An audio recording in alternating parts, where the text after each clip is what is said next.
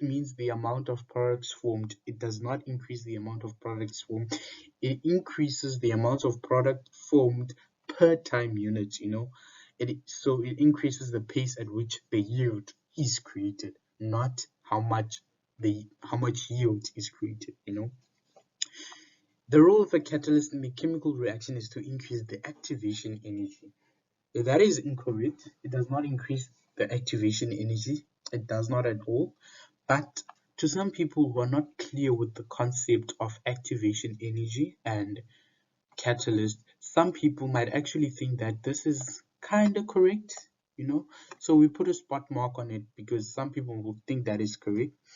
And then C, it increases the heat of reaction, That is totally not it, You can only increase the heat of the reaction by putting in a power source, by adding latent heat somehow.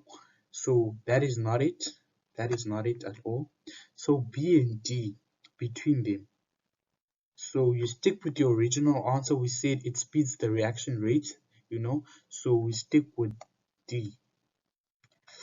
Sorry about that. D is now a correct answer. So let's move on. A comprehension question. So we move on to a comprehension question, This question is categorized as a comprehension question because it requires learners to explain the reason behind a scientific phenomenon. Okay?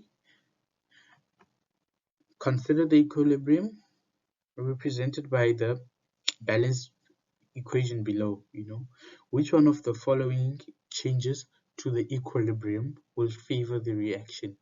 So I'm not going to really go deep into this one because we have videos on this. If you want to know how or why we do it like that, you can actually hit us up on Facebook or WhatsApp. Our numbers are all out there, so we'll get you that. So it says consider the equilibrium represented by the balance the equation below, and then the equation is there. Which one of the following changes to the equilibrium will favor the forward reaction? This is the forward reaction, and then they give us our enthalpy change, They say the enthalpy change is actually smaller than 0, So you actually can immediately see that B is the correct answer by following the correct phenomena and stuff.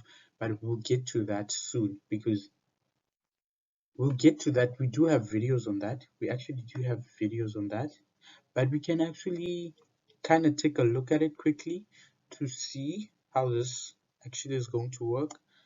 But it needs a lot of, we're just looking at basics here because we now need to actually describe the relationship between temperature and pH and how these three are related to the changes in equilibrium and how they will favor the forward reaction. So it's all about comprehending the relationship between these two that you need to know, not actually even between those two, between these three, what is going to be the relationship between all the three, and then you'll get to the answer that is B. I'm not going to explain that further because we have a video on this. If you want it, you can hit us up, Example 3, analysis and application. Sorry about that. This question would be categorized as an analysis question because it requires learners to analyze a given structural formula and to now apply their knowledge of IUPAC naming. Although this question, it generally involves some level of recall. Okay. Sorry about that. The computer is going crazy a bit.